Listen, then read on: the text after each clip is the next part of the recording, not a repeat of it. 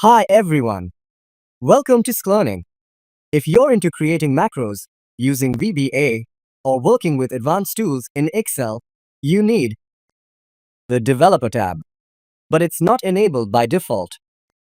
Enable the Developer tab in Excel in just a few simple steps. Let's dive in. Let's jump right in. First, open Excel.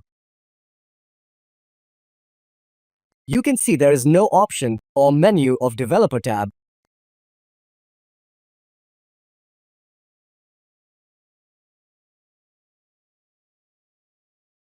So head to the top menu.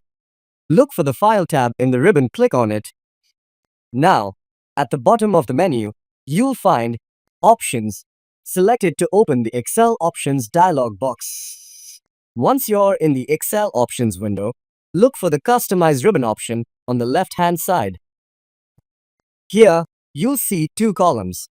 The right column displays all the tabs currently visible in your Excel ribbon. Now, scroll through the list in the right column, and you will find an option called Developer. Check the box next to Developer and click.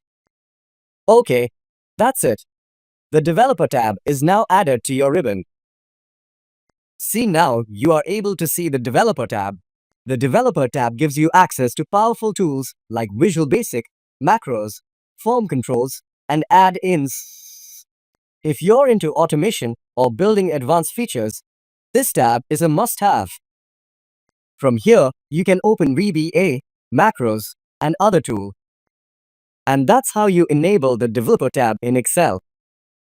If you found this tutorial helpful, give it a thumbs up, subscribe for more Excel tips, and let me know in the comments if you'd like a detailed video on using the Developer tab features. Thanks for watching, and see you in the next video.